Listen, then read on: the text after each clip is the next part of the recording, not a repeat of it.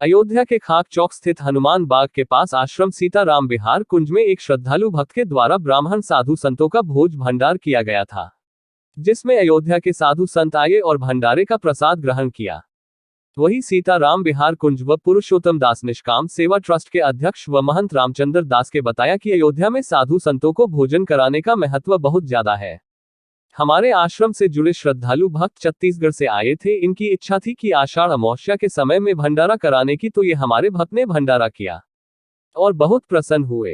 वहीं महंत रामचंद्र दास ने सभी श्रद्धालुओं से कहा कि भगवान के सबसे करीबी बंदर लोग हैं, उनके लिए भी कुछ अनुदान करे, बंदरों को भी भोजन कराए, ताकि आने वाले श्रद्धालुओं को व सभी आश्रम में सभी को परेशान करते हैं तो बंदरों का पेट भर जाए तो ये किसी को परेशान नहीं करेंगे। आश्रम में सीताराम विहार कुंज में एक भक्त के द्वारा ब्राह्मणों को संतों का भोजन था और उसमें जिन लोगों को इनवाइट किया गया था वो सब लोग आए थे, उनका भोजन प्रसाद हुआ। और अयोध्या में भोजन कराने का महत्व भी ज़्यादा है। तो ये छत्तीसगढ़ के थे भक्त जी, उनकी इच्छा थी कि अमावस्या के समय में, आषाढ़ अमावस्या के समय में आकर यह भंडारा कराएं, तो उन्होंने भंडारा कराया और बड़े प्रसन्न हुए, गदगद हुए और बहुत अच्छे से भोजन प्रसाद चला। जितने भी श्रद्धालु यहाँ आ रहे हैं तो यहाँ पे हम तो समझते हैं कि सबसे ज़्यादा भगवान के प्रिय नज़दीक बंदर लोग रहे हैं।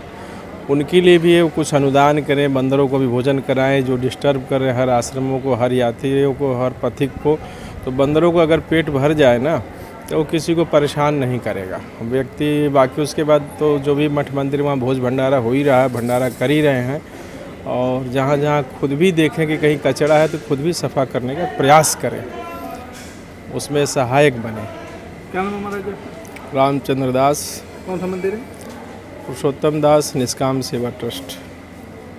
राजस्थान में नूपुर शर्मा के समर्थक की हत्या किए जाने पर अयोध्या के संत आक्रोशित।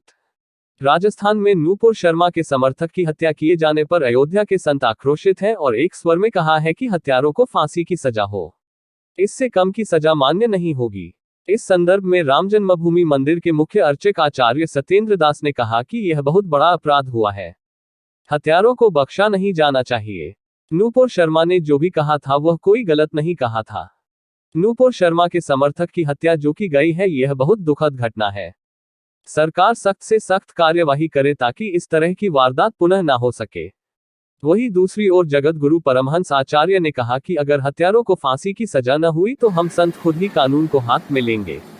परमहंस आचार्य ने कहा कि राजस्थान में जिस तरह नूपुर शर्मा के समर्थक की जघन्य हत्या की गई है यह बहुत ही दुखद घटना है। सरकार उसको फांसी की सजा दिलावे।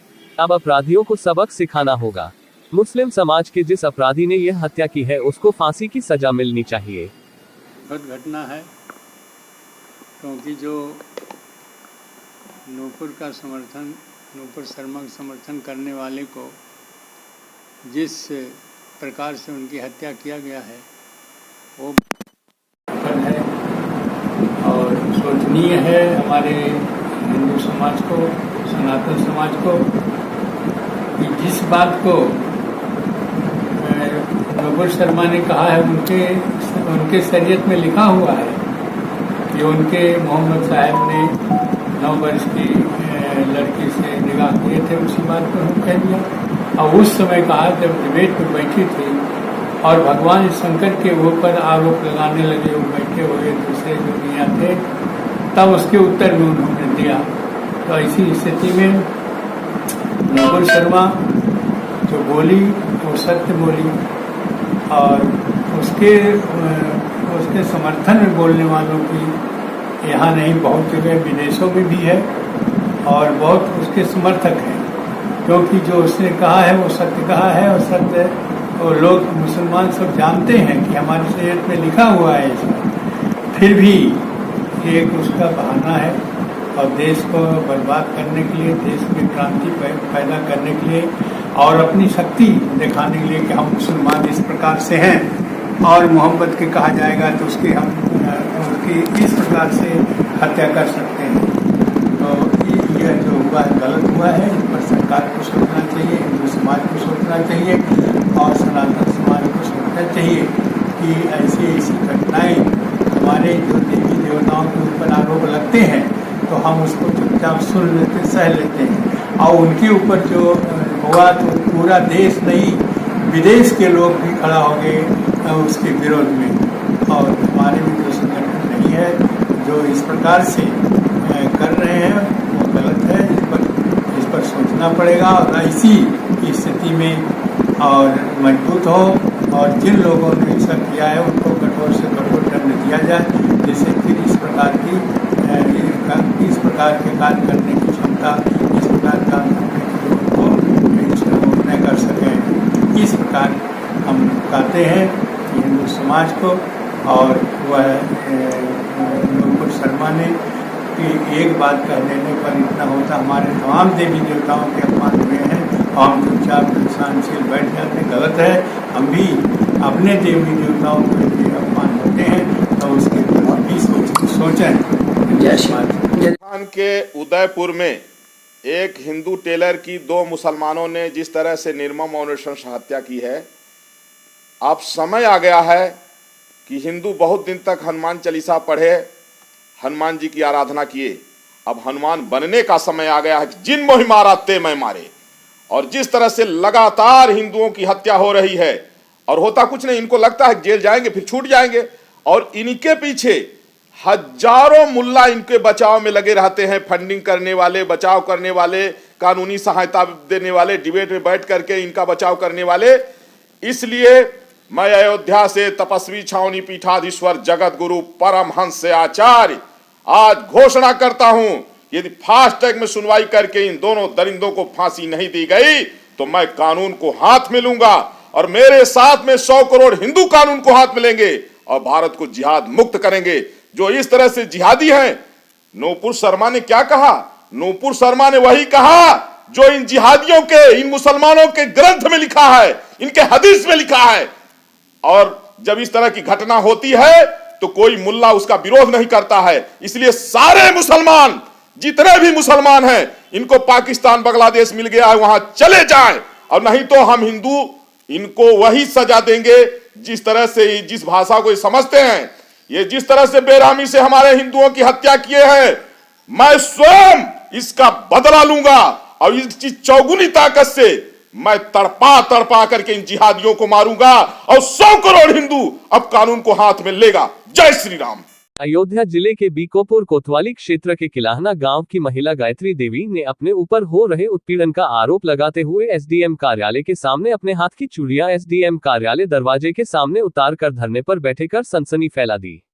बताते चले, पीड़ित महिला दबंगों के द्वारा इस कदर प्रताड़ित की गई थी कि उसके आंसू रुक ही नहीं रहे थे, बस रोए ही जा रही थी।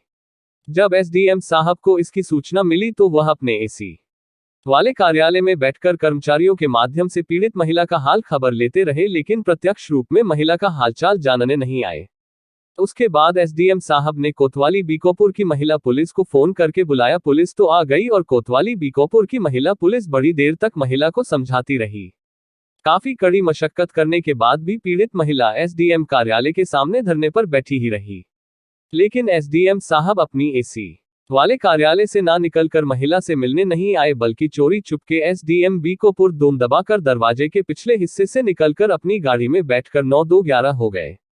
पीड़िता ने आरोप लगाया है कि गांव के ही कुछ दबंग युवकों ने उसकी जमीन पर अवैध अतिक्रमण करने के बाद उसके साथ बेरहमी से मारपीट की घटना को अंजाम दिया। उसने यह भी आरोप लगाया कि स्थानीय पुलिस द्वारा उसकी किसी भी किस्म की कोई सुनवाई न करने की दशा में मजबूरन उसे एसडीएम के ऑफिस के सामने धरनारत होना पड़ रहा है। पीड़िता ने यह भी बताया कि विरोधियों ने न केवल उसकी बेरहमी से पिटाई की, बल्कि लगातार उसके ऊपर खतरा बनकर मंडरा रहे हैं। फिलहाल पीड़िता के रुदन को देखकर शक पकाए उप जिलाधिकारी बीकोपुर संदीप कुमार श्रीवास्तव ने महिला पुलिस को बुलाकर धरने पर बैठी महिला को तत्काल हटाने के लिए बोला। वहीं दूसरी ओर देर शाम तक धरने पर बैठी महिला लगातार अपने ऊपर उत्पीड़न का आरोप लगाती रही, जबकि स्थानीय पुलिस उसे धरने से उठने के लिए मान मनोबल करती रही, मगर पुलिस की मान मनोबल को दरकिनार कर पीड़ित महिला लगातार धरने पर बैठकर अपने साथ न्याय की मांग करती रही। बात है दीवानी चल रही आबादी जमीन है, उसमें हमारा अरुण मिश्रा था, हम निषाद है वो पंडित, तो हमारा उनका दीवानी चलती है। उमर चद्दर रखा था, ओकर में नहा के अनाज 4-5 दिन बाद पुलिस रोक के गई, ना माने। ओकरी बाद आज जबरदस्ती की ओका मना के गाड़ी दिन मारे दौड़िन, हम यहाँ चलिए। फिर ओकरी बाद उठा के रख लीन, 112 बुलाए, 112 रख लीन, सब आई मना के इसकी कुछ न करे 112। कुछ ना माने दाई में अब आज 4-5 दिन बाद हमारे बगल का हमका मारे रास्ते ताई 4-5 दिन चढ़ के पूरा पेड़। साहब ने क्या बोला? डीएम साहब बोला कि जाओ हम थाने फोन कर देंगे, जाओ घर जाओ, अभी जाएंगे कोई, लेकिन ऐसे हम नहीं जाएंगे जब तक डीएम साहब नहीं जाएंगे, हम नहीं जाएंगे। हमें कोई इंसाफ नहीं मिल रहा। आप 2 साल से मार खा रहे, हमारे रास्ता भी बंद कर दे हमें, पंडित बांस गाड़ के कटा है तार लगा दे। 1 साल से गया बताइए। कौन सा गाँव? किलाना। क्या नाम है? जैसे देवी। अयोध्या महिला कल्याण विभाग के तत्वाधान और centre for advocacy and research CFAR के सहयोग से मंडल स्तरीय जागरूक मीडिया कार्यशाला का हुआ आयोजन। शहर के एक निजी होटल में कार्यशाला का हुआ आयोजन।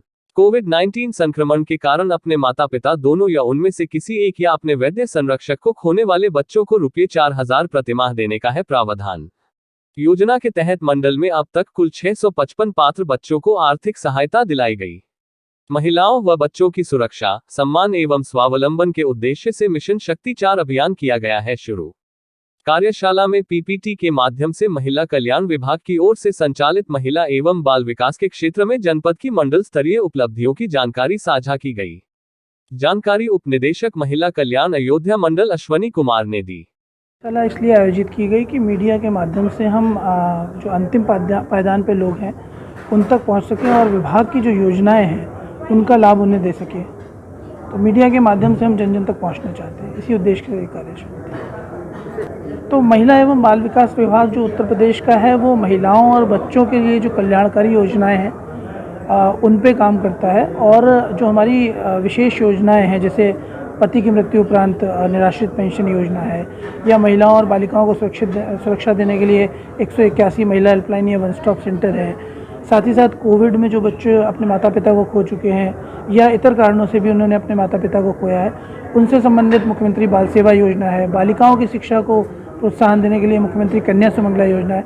इन सभी योजनाओं के बारे में मीडिया को अवगत कराया गया और उनसे अपील करी गई कि वो जन जन तक अपनी लेखनी के माध्यम से इसको पहुँचाएँ। मेरा नाम नीरज मिश्रा है और मैं राज्य सलाहकार हूँ महिला एवं बाल विकास विभाग उत्तर प्रदेश में। राष्ट्रीय खिलाड़ी एवं करनी सेना जिला अध्यक्ष दिनेश सिंह बबलू ने अपने संगठन के सभी लोगों को उदयपुर चलने के लिए आह्वान किया। दिनेश सिंह ने कहा कि राजस्थान में राष्ट्रपति शासन लगना चाहिए। जिस तरह से हमारे भाई की हत्या की गई है उसी तरह मात्र 10 दिन के अंदर अपराधियों को फांसी दी जाए। उदयपुर की घटना बहुत ही झकझोर देने वाली घटना है। मैं दिनेश सिंह, राष्ट्रीय खिलाड़ी कबड्डी, अयोध्या से मैं अपने सभी साथियों से निवेदन करना चाहूँगा कि आप लोग उदयपुर के लिए कूच करें, क्योंकि जिस प्रकार से ये घटना हुई है यह निश्चित ही सोची समझी साजिश है और इसमें देश के प्रधानमंत्री को ललकारना ये हम हर हिंदुस्तानी के लिए, हर वर्ग के लोगों के लिए, हर समाज के लोगों के लिए ये चुनौती की बात है। मैं इस तरह की मानसिकता रखने वाले लोगों को कहना चाहूँगा कि अगर आपने अपनी माँ का दूध पिया है, आपके अंदर हिम्मत है, ताकत है, तो खुल करके मैदान में आइए। चोरी छिपे, पीठ पीछे से वार, एक डरपोक और कायर लोग करते हैं। कन्हैया लाल की जिस प्रकार से हत्या की गई, यह दर्शाता है कि आप कितने कायर हो।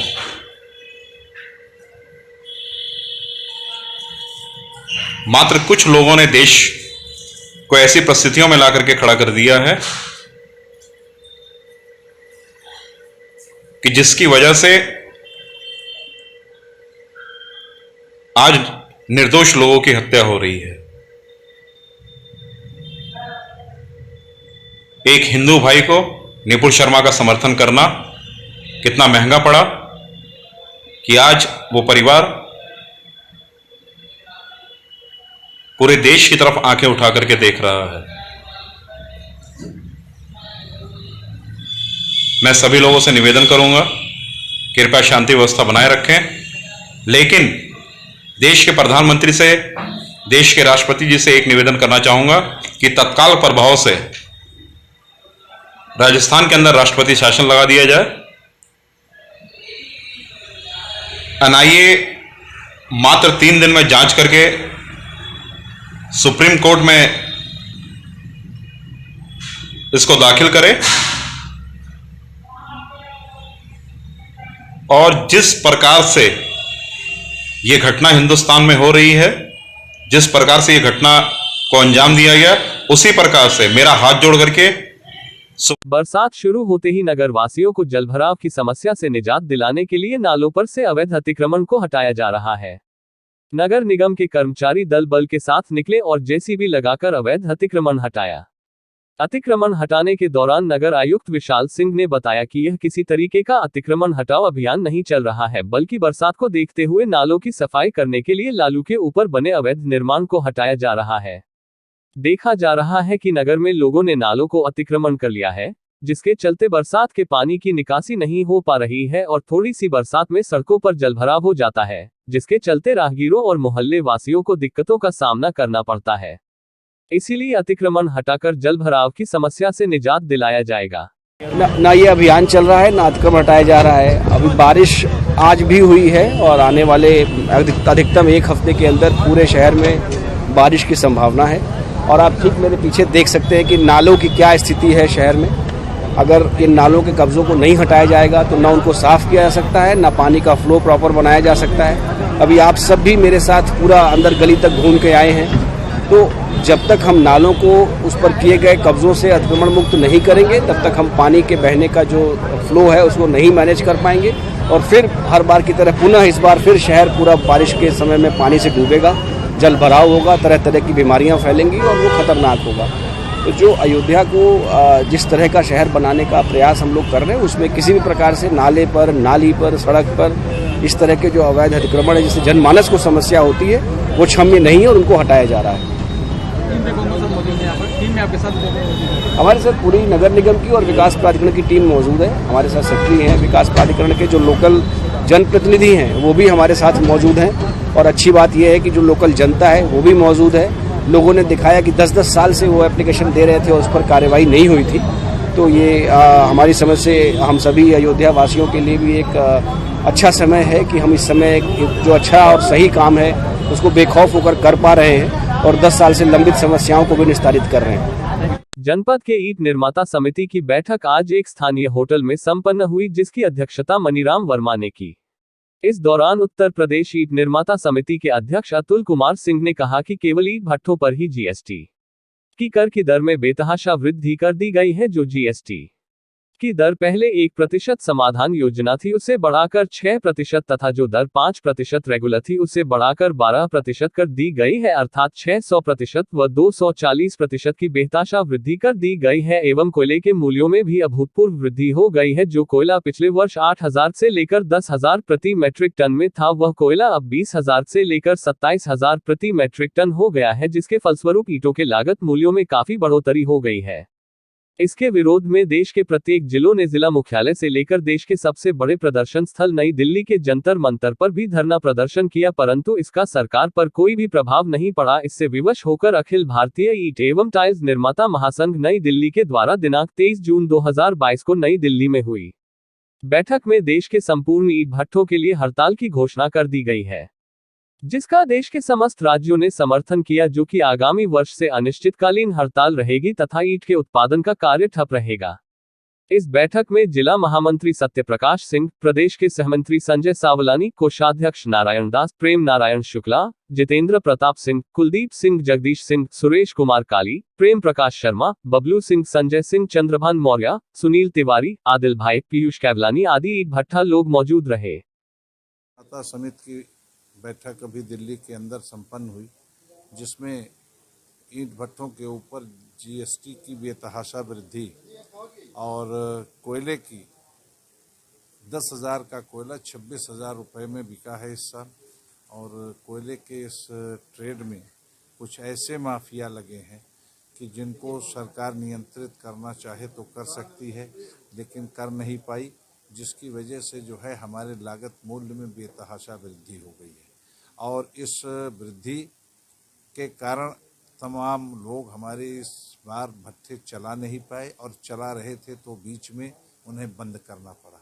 ऐसी स्थिति में सरकार से हमारी मांग थी कि आप 1% का जो 6% और 5% का जो आपने 12% GST की दरों में परिवर्तन किया है इसको पूर्ववत कीजिए, नहीं तो ये कुटीर उद्योग के ऊपर एक बड़ा ही ऐसा आपने ब्रह्मास्त्र चला दिया है कि ये उद्योग बचेगा नहीं। सर लेकिन आप लोगों ने धरना किया था। हमने धरना प्रदर्शन करने से लेकर प्रेस के माध्यम से और दिल्ली के अंदर जंतर मंतर पर और प्रधानमंत्री को संबोधित जो ज्ञापन था वो जा करके भी हमने दिया था और सारी स्थिति रखी थी, लेकिन सरकार ने अभी इस पर कोई उचित निर्णय नहीं किया और इसी कारण से जो है आज की स्थिति में हम लोग इस कारोबार के संचालन में अपने को असमर्थ पा रहे हैं, क्योंकि जो लागत हमारी है उससे नीचे हमारे ईंटा बिक रहा है, जिसके कारण से भारी क्षति हर भट्ठे वाले की हो रही है पूरे देश के अंदर। इसीलिए ये निर्णय लेना पड़ा जो है भारी मन से कि अगले सीजन में जब तक हमारी समस्याओं का समाधान नहीं हो जाएगा तब तक हम भट्ठे चला पाने में अपने को असमर्थ पा रहे हैं। हमने अगले सीजन के लिए अपने भट्ठे बंद कर दिए हैं और सरकार के साथ हम वार्ता के क्रम में हैं। मानसून सत्र में हमारी जो एक कोर टीम बनाई है जिसमें हम सांसदों से मिलकर के, मंत्रियों से मिलकर के और उनसे अपनी वेदना अपनी पीड़ा फिर कहेंगे और जब तक समाधान नहीं होता है तब तक हम भट्ठे चला पाने में अपने को असमर्थ पा रहे हैं। तो जो ज्ञापकों को लेकर शासन बिल्कुल धरना प्रदर्शन किया था, शासन में हमारी कई चक्र की बात हुई थी, मुख्यमंत्री जी के निर्देश पर भी जो है एक हमारी बैठक हुई और ये हुआ था। नगर निगम अयोध्या की कार्यकारिणी की बैठक नगर निगम के सभागार में संपन्न हुई। ये बैठक महापौर ऋषिकेश उपाध्याय की अध्यक्षता में चली, जिसमें नगर निगम के अधिकारियों के साथ साथ पार्षदगण उपस्थित रहे। बैठक में समस्याओं के समाधान का आदान प्रदान एवं कई मुद्दों पर नीतिगत फैसले लिए गए। इस बैठक में अमानीगंज में बने निर्बल वर्ग के 36 मकानों का आवंटन किया गया तथा मकानों की रजिस्ट्री कराने के लिए 1 महीने का समय दिया गया। इन मकानों को लेने वालों के लिए ब्याज में 50% छूट का भी प्रावधान किया गया। उत्तर प्रदेश के यशस्वी मुख्यमंत्री योगी आदित्यनाथ के आदेश पर सभी पदाधिकारियों ने प्लास्टिक को पूरी तरह प्रयोग न करे का भी निर्णय लिया। आम जनमानस से प्लास्टिक के नुकसान को देखते हुए नगर निगम आने वाले 3 जुलाई को एक जन जागरूकता अभियान भी चलाएगा। अभियान में जनता को प्लास्टिक से होने वाले नुकसान के बारे में जागरूक किया जाएगा।